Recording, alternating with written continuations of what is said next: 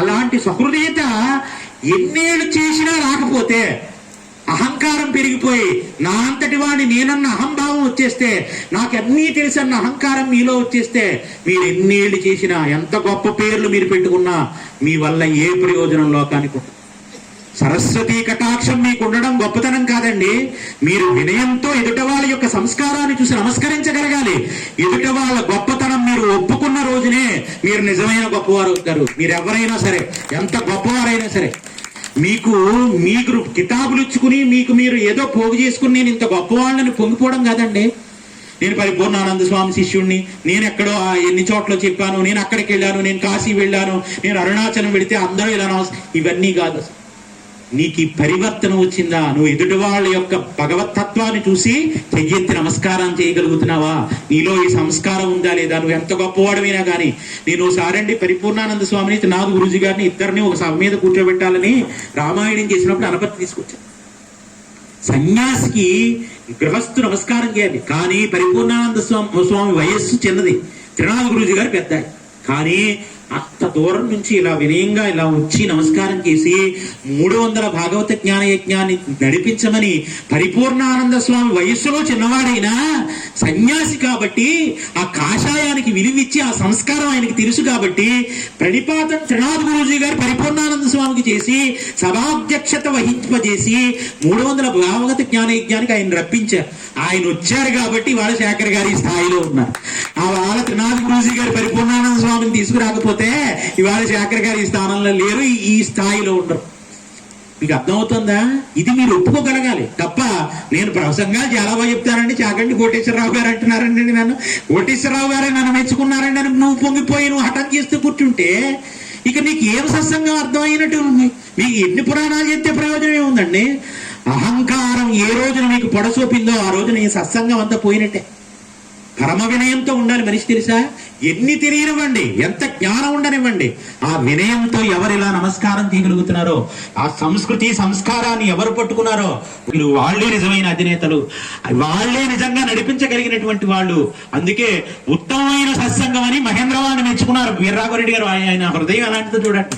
మా సత్సంగం చాలా గొప్పదండి, మేము చాలా బాగా చేసుకుంటామండి, మా భజన చాలా బాగుంటుందండి అని చెప్పుకుంటాం. మన అయితే అక్కడ కార్యక్రమం కూడా అంత బాగా చేస్తారు. కానీ ఆయన ఏం చేశారో తెలుసా అండి? మొట్టమొదట 300 సత్సంగాలు ఆయన ప్రారంభం చేసిన మొట్టమొదట అక్కడ మందిరం కట్టించి ఒక స్త్రీమూర్తి సీతమాత గారు ఇంత గొప్ప అభివృద్ధి పరిచారని ఉత్తమ సత్సంగం, ఈ సత్సంగం మహేంద్రవాడ సత్సంగం అని వీర్రాఘవరెడ్డి గారు నోట్న పలికి ఆ సత్సంగాన్ని మెచ్చుకుని చప్పట్లు కొట్టించారు. ఆయన సంస్కారం ఎంత గొప్ప చూడండి. అలా కొడతారు, గట్టిగా కొట్టండి చప్పట్లు. వీర్రాఘవరెడ్డి గారి యొక్క సంస్కారానికి నిజంగా అప్పుడు నాకు అనిపించింది, ఇలాంటి సహృదయత ఉండడం సత్సంగ అధినేతల్లో నిజంగా అందరూ అలా ఉంటేనండి సత్సంగాలు ఎలా జరుగుతాయి తెలుసా అండి? కనుల వైకుంఠంగా జరుగుతాయి. మా బోటి వాళ్ళు ఎప్పుడెప్పుడు మళ్ళీ పిలుస్తారో వచ్చి ప్రసంగం చేద్దామని పొంగిపోతుంటారు అలా ఉంటే. తప్ప మీరు అక్కడికి వెళ్ళాలి, ఇక్కడికి రాకూడదు, ఇక్కడికి వెళ్ళాలి, అక్కడికి రాకూడదు, ఏంటి అన్ని? ఎక్కడికి వెళ్ళినా భగవన్ నామే. నా శిష్యులకి నేను మంత్రోపదేశం ఇచ్చి ఏం చెప్తానో తెలుసా? ఏ గురువు చెప్తున్నా వెళ్ళి ఆలకించండి. ఏ గురువు చెప్తున్నా మీ గురువు గారే ఎలా వినయంగా వెళ్ళి నమస్కారం చేస్తారో అలాగే వెళ్ళి నమస్కారం. అందుకే ఎవరు వచ్చినా, ఎవరిని పిలిచినా, నన్ను పిలిస్తే మాత్రం నేను రానన్న మాట అన్నండి. అసలు ఎవరు వచ్చి నా పక్కన కూర్చున్నా, మొన్న మధ్యన ఎవరినో గురువు గారు టెలిఫోన్ స్వామి వస్తున్నారని మీరు ఏమనుకో, ఎవరు వచ్చినా నాకు ఇబ్బంది లేదు, వేయించండి పక్కనండి అని సింహాసనం కూర్చొని వేయించి నా పక్కన కూర్చోండి. నాకు ఏం ఉండదండి. ఎందుకో తెలుసా? ఎవరైతే నిజంగా జ్ఞానం తెలిసిన వాడు ఎప్పుడు అహంకారంతో ఉండడు. ఎవరికైతే ఆ జ్ఞానం లేదో, మిడిమిడి జ్ఞానంతో ఉన్నారో, నా వల్లే ఇవన్నీ జరుగుతున్నాయి అనుకున్నారో వాళ్ళకి ఎప్పటికీ జ్ఞానం తెలియదని గుర్తించండి. వాళ్ళు దేనికి ఏ పదవిలోనే ఉండడానికి అర్హులు కారు వారు. అహంకారం మనిషికి ఎంత పతనావస్థకు వచ్చేస్తుంది తెలుసా? బలిచక్రవర్తి అంతటి వాడు మహానుభావుడు అన్ని దానం చేశాడండి. 3 అడుగుల స్థలం ఇస్తానంటే భూమిని ఆకాశాన్ని పెట్టేస్తే తల కూడా ఇచ్చేసిన బలిచక్రవర్తి పాతాళానికి ఎందుకు తొక్కబడిపోయాడు? అంత దానం చేసిన వాడు. అంటే నేనే చేస్తున్నానన్న అహంకారం ఆ మనసులో ఉండిపోతే పాతాళానికి తొక్కాడు. కానీ స్వామి నువ్విచ్చిందే నేనిస్తున్నానని ఇన్నాళ్ళకి తెలుసుకున్నానని వినయంతో నమస్కారం చేస్తే భోగి మంటల్లో నుంచి ప్రతి భోగి పండగ రోజున బయటకు వచ్చి నన్ను దర్శనం చేయమని మళ్ళీ దర్శనం అందుకే భోగి మంట దగ్గరికి వెళ్ళి బలిచక్రవర్తిని తెలుసుకుని నమస్కారం చేస్తారు. మీకు అర్థమైందా? అందుకే భోగి మంట దగ్గరికి వెళ్ళి నమస్కారం చేయడంతో పండగలన్నీ ప్రారంభం. భోగం రావాలంటే ఏముండాలో తెలుసా? అహంకారాన్ని విడిచిపెట్టేయాలి. భోగి అంటే ఏంటి తెలుసా?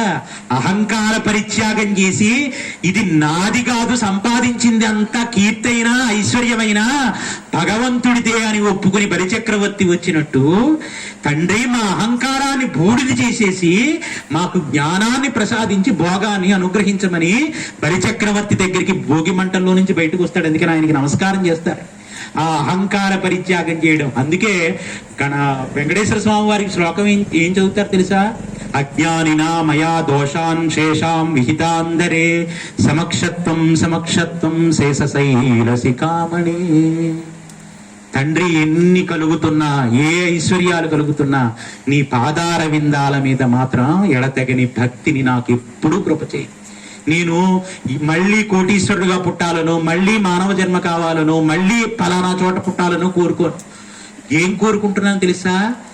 నరత్వం, దేవత్వం, నగవన మృగత్వం, మశకత, పశుత్వం, కీటత్వం, బహుతు విహత్తదాది జననం సదాతత్వాక్య స్వరణ పరమానందలహరి విహారాచక్తం చేత్రో దయమిహ కింతేన వపుషా అని అడిగాడు ఆదిశంకరాచార్యులు వారు. నాకేం కావాలని భగవంతుడు అడుగుతారో తెలుసా? నరుడుగా పుట్టించమని అడగట్లేదట, దేవతగా పుట్టించమని అడగట్లేదట, పక్షిగా పుట్టించమని అడగట్లేదట, జంతువుగా పుట్టించమని అడగట్లేదట. మరి ఏమడుగుతున్నావయ్యా నువ్వు అంటే, నాకు ఫలానా జన్మ కావాలని నిన్ను నేను అడగలేను. ఎందుకో తెలుసా? అది నువ్వు ఇవ్వలేవు. ఎవరివ్వలేరు? భగవంతుడు ఇవ్వలేడట. ఏ జన్మ కావాలని అడిగితే ఫలానా జన్మ నువ్వు తదాస్తు అని నువ్వు ఇవ్వలేవు. ఎందుకంటే నీ చేతుల్లో ఉండదు. మన జన్మలు ఏం కావాలి, మరు జన్మ అన్నది ఎవరి నిర్ణయం? మన చేతుల్లోనే ఉంటుంది. మనం చేసుకున్న దానం బట్టి, మనం చేసుకున్నటువంటి నమస్కారాన్ని బట్టి, మన వినయాన్ని బట్టి మనకి పుణ్యం కొద్దీ పురుషుడు, దానం కొద్దీ బిడ్డలు కదా. మీకు అర్థమవుతుందా? మీకు ఎదుటి వాళ్ళు మేళ కట్టేసుకున్నారు, అందరూ లైన్లు చేస్తున్నారు, నువ్వు లైన్లకి వెళ్తున్నావు. మన లైన్ ఎప్పుడు లైన్లోనే ఉంది. ఇంకెప్పుడు మీరు అంటారు కదా లైన్కి వెళ్ళే భర్తల్ని, ఏ లైన్లో ఎలా పడుతున్నారో ఏటా, ఎన్ని లైన్స్, అందరూ ఎలా ఉన్నారో ఎలా. అమ్మ మీరు అలా అనక్కడానికి లేదు. ఎందుకో తెలుసా? ఆయన సంపాదించాలనే లైన్ పెడుతుంది. ఏదైనా తృణమో పణమో కలిగితే సంపాదించి తెచ్చి మీకు ఇవ్వాలని పెడుతున్నాడు. కానీ కలిసి రావట్లేదంటే కారణం ఎవరు తెలుసా? మీరు క్రితం జన్మలో పెట్టిన దానం లేదు. దానం ఉంటేనే తల్లి తిరిగి అనుగ్రహిస్తుంది. ఇదే కదండి కనకదారాస్తవంలో చెప్పారు. ఉసిరికాయ పచ్చడి తీసుకొచ్చి వేస్తే, అమ్మా ఇంత దరిద్రంలో ఉన్నారు, ఒంటి మీద కట్టుకోవడానికి బట్ట లేదమ్మా, దిశమలతో ఆనది లోపల ఉందమ్మా, బయటికి రావడానికి లేక గడపవతలు ఉండి వేస్తానండి అని చెప్తే, అంత దరిద్రంలో ఉండి కూడా దానం చేయిస్తోందా అని కళ్ళబడి నీళ్లు పెట్టుకుని ఏడ్చాడండి ఆదిశంకరాచార్యుల వారు. ఏడిస్తే లక్ష్మీదేవి ఏమని అడిగిందో తెలుసా? ఒంటి మీద బట్ట కట్టుకోవాలన్నా, ఆ బట్ట 10 మందికి మళ్ళీ పెట్టే అనుగ్రహం ఇవ్వాలన్నా క్రితం జన్మలో చేసిన దానం ఉండాలయ్యా. దానం చేసి లేదావిడ, నేనెక్కడి నుంచి అనుగ్రహిస్తానని వచ్చి అలా ఉండిపోయిందండి.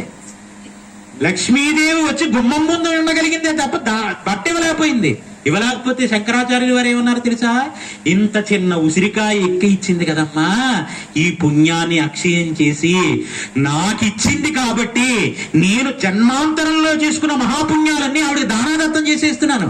ఈ దానం నాకిచ్చింది కాబట్టి నా దానము ఆ దానము కలిపి ఆవిడకి ఇచ్చేయమన్నాడు. ఇది గురువు అంటే. గురువు అంటే ఏంటో తెలుసా? మీరు ఇచ్చేయండి, నాకు ఇచ్చేయండి, మీరు ఫీజు అవ్వాలని నాకు ఇచ్చేయండి, తలకు 500 అందరూ నాకు ఇచ్చేయండి అని కోరుకుంటే గురువు గారు.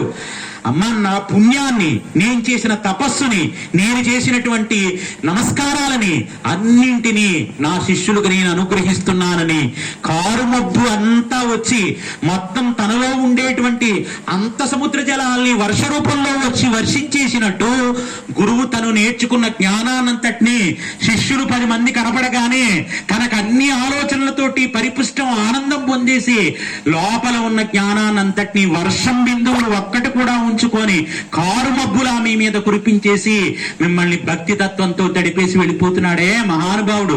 ఏమిస్తారని కూడా అడగకుండా మీ దగ్గరకు వచ్చి తన జ్ఞానాన్నంతటిని వర్షించి వెళ్ళిపోతున్న గురువులు ఉన్నారే, వాళ్ళకి ఏమిచ్చినా మనం రుణం తీర్చలేము. అందుకని అలాంటి గురువులకి నమస్కారం చేస్తూ అలాంటి స్థితికి మనల్ని ఎదిగింపచేసే స్థితి సత్సంగం ఇవ్వగలరు. నీకు అర్థమవుతుందా? ఆ సత్సంగంలో గడిపారనడానికి గుర్తేంటి తెలుసా? ఆ వినయం ఉండాలి. అధినేత అధినేత అధినేత అంటే అందరం అధినేతలమే. ఎవరు మామూలు ఉన్నారు? అధినేతలే ఎక్కువ మంది ఉన్నారు, మామూలుగా వచ్చేవాడు తక్కువ మంది. ఇప్పుడు అధినేత అంటే దేనికి అధినేత? ఈ జ్ఞానం తెలిసిన వాళ్ళే నిజమైన అధినేత. మీకు అర్థమవుతుందా? మనకు కూడా వచ్చేది ఏదీ లేదురా, మనం ఇలా పెట్టింది, ఇలా నమస్కరించింది, దానం చేయగలిగిన. అందుకే చూడండి, మీరు ఎప్పుడు అన్నదానం ఏదో రూపంలో చేస్తూ ఉంటారు. ఎప్పుడు గోవుకి ఏదో ఒకటి, ఏదో ఎన్ని వచ్చి అక్కడ తూకం తూనివ్వండి, మళ్ళీ ఆయన విరాళాలు ఇచ్చేస్తుంటాడు. ఆయన మీద కోపం చాలా మందికి దేనికో తెలుసా అండి? ఆయన ప్రవర్తన నచ్చక కాదు, ఆయన దానం ఎక్కువ చేసేస్తున్నాడండి. వీరరాఘరెడ్డి గారి మీద కోపం ఎందుకు అనుకుంటున్నారు? చెప్పలేకుండా అన్ని వేట. ఇప్పుడు అనపద్ధ వచ్చారనుకోండి, ఆయన ఆ సత్సంగానికి ఇంత చదివించేస్తారు. అలా వచ్చారనుకోండి, అక్కడికి వచ్చేది. ఎప్పుడు ఏదో ఒకటి దానం చేయడానికి ఇష్టపడుతుంటాడు. తీసుకుంటున్నాడని మీరు అనుకుంటున్నారు, కాదు. ఎలా తీసుకుంటున్నాడో అలా ఈ చేతితో తెలియకుండా ఇచ్చేయడానికి కూడా ఇష్టపడుతున్నాడు. ఇందుకు తప్పట్లు కొట్టాలి నిజంగా. ఇలా తీసుకోవడం తెలియడం అందరికీ తెలుసు, ఇలా ఇవ్వడం కూడా తెలియాలి. అప్పుడు నువ్వు అధినేత. నీకు అర్థమవుతుందా? నువ్వు ఎంతసేపు నేనేదో కుటీరం కట్టుకుంటాను, నేనేదో గోడ కట్టుకుంటాను, నేనేదో ఇంకోటి ఏదో కట్టుకుంటాను, మీరంతా బాగుండాలంటే నువ్వు దాచుకుంటే నువ్వే అధినేత అవుతావు. అప్పుడు నువ్వు ఎప్పుడు అధినేత అవుతావో తెలుసా? 10 వెలుగులు చూసి ఆ వెలుగులన్నీ చూసి సంతోషించే మనస్సు నీకుంటే, అప్పుడు ఆ వెలుగు వల్ల అందరి వెలుగులు చూస్తే, 10 వెలుగులు చూస్తే ఒక వెలుగు నీకు వస్తుంది. ఈ సంస్కారము, ఈ దానగుణం ఉండాలండి. మీకు ఎంత చిత్రమో తెలుసా అండి? నేను సత్సంగాలకి వెళ్ళే రోజుల్లో కూడా ఆయన మా బంధువే వీరరాఘరెడ్డి గారు, తేతల వీరరాఘరెడ్డి గారు. సత్సంగికులు అందరూ కూర్చోలేకపోతున్నారండి. ఆ సత్సంగంలో కూర్చునే వాళ్ళందరికీ ఎంతమంది మహిళలు వస్తారో వాళ్ళందరికీ ఆయన ఖర్చుతోటి అందరికీ పీటలు మొత్తం వచ్చిన వాళ్ళందరికీ ఎంతమంది అయినా రానివ్వండి, ఇంకా ఇస్తానండి అని. ఏదైనా కార్యక్రమాలు జరుగుతుంటే దానము ధర్మము చెయ్యాలంటే ఆయన కూడా అలాగే ముందు. నేను ఒక్కరిని పొగిడాను అనుకోకండి, నేను ఇవాళ ఎందుకు అలా చెప్తున్నానంటే, సంపాదించడం చాలా మంది చేస్తారంటే, కానీ వాళ్ళకి వినియోగించే సంస్కారం రావడం మాత్రం జన్మాంతరాల పుణ్యం ఉంటే తప్ప అలాంటి సంస్కారం ఏర్పడదు. అందుకే భగవంతుడు ఇప్పుడు ఏమడుగుతాడో తెలుసా? ఎన్నిసార్లు ఎన్ని పాటలు పాడావు, ఎంత భజన చేసావు అని అడగడు. ఈ చేయితో ఎన్ని దానాలు ఇలా చేసావు, చేసుకున్న వాళ్ళకి చేసుకున్నంత మహాదేవ. 100 రూపాయలు నీ సంపాదనలో కనీసం 10 రూపాయలు లేదా 1 రూపాయి దానం మాత్రం చెయ్యి. 100 మాత్రం దాచుకుని నా కోసం అని పెట్టుకో. అలా పెట్టుకుంటే ఏమవుతుందో తెలుసా? కటిక దరిద్రుడు అయిపోతాం. వచ్చే జన్మలో కూడా ఏదో ఒక జన్మ వస్తుంది కదా. ఇప్పుడు మానవ జన్మ రాదు, ఇంకో జన్మ ఏదో వచ్చింది. అక్కడ కూడా ఆహారం కావాలి కదండి. అక్కడ కూడా భార్యా బిడ్డలు ఉంటారా లేదా? కుక్కకు కూడా సంతానం ఉందా లేదా? ఉంది. కుక్కకు కూడా అన్ని ఉన్నాయండి. లోకంలో మీరు అనుకుంటారు అబ్బా అది అలా వీధులు పడి తిరుగుతుంది, దానికి ఏం తెలియదు అంటారు. పక్షికి, కుక్కకి, జంతువుకి, లోకంలో ఉన్న అన్నింటికి సంసారములు ఉన్నాయి. సంసారం మనిషి ఒక్కడికే లేదు, దాచుకు తినడం మాత్రం మనిషి ఒక్కడికే తెలుసు. మిగతా జీవరాశులు ఏవి దాయు లోకం. ఒక కాకి ఏదైనా పెట్టండి, 10 కావు కావు కావు కావు అని 10 కాకుల్ని పిలిచి, ఇక్కడ ఆహారం ఉంది, మీరు రండి మీరు రండి మీరు రండి అని 10 కాకుల్ని పిలిచి అన్ని తింటే మిగతా అన్ని వచ్చి తినేదాకా అది అక్కడ ఉంటుందండి. అది చర్చి అన్ని ఆరుస్తాయండి. అలా లోకంలో ఒక పంచదార పరుగు తీసుకెళ్తే అన్ని చీమలకి దారి చూపించేస్తుంది, దారి కట్టేస్తాయి మొత్తం. అంటే నేను సంసారంలో ఉండడం, నేను తినడం, నా కుటుంబం తినడం కాదు, అందరూ బాగుండాలి, అందులో నేను ఉండాలి. మీకు అర్థమవుతుందా? క్యాప్షన్ ఏం పెట్టుకోవాలి ఫోన్కి? అందరూ బాగుండాలి, అందులో నేనుండాలి. మేమేం పెట్టుకోవాలో తెలుసా? అందరూ బాగుండాలి, మా శిష్యులు ముందుండాలి. ఇక అర్థమవుతున్నా? గురుస్థానంలో వాడు ఏం కోరుకోవాలి? అందరూ బాగుండాలి, కానీ మా శిష్యులు ఉన్నారే, ఎందుకంటే మా బిడ్డలు కదా వాళ్ళు. ఇప్పుడు తండ్రితనం దేని వల్ల వస్తుంది? వయసు చేత కాదండి, చూసే చూపు చేత కదా. ఇప్పుడు నా బిడ్డలని మిమ్మల్ని అంటే పెద్దవాళ్ళు ఉన్నారు, చిన్నవాళ్ళు ఉన్నారు. ఇప్పుడు గురువుగా ఏం కోరుకోవాలో తెలుసా? ఎవరైతే నాకు గురువు అని నమస్కారం చేశారో నీ అనుగ్రహం చేత, అలాంటి వాళ్ళు నా శిష్యులు, నా బిడ్డలతో సమానం, వాళ్ళు ముందుండాలని కోరుకో. అందుకని గురువు ఎప్పుడు ఏం సంకల్పం చేస్తాడో తెలుసా అండి? శిష్యులు ఎప్పుడూ క్షేమంగా, యోగంగా, గొప్ప స్థితిలో అనుగ్రహింపబడాలని కోరుకునేవాడే గురువు తప్ప వాళ్ళు ఏమిస్తారని కోరుకునేవాడు గురువు కాడు, బరువు. మీకు అర్థమవుతుందా?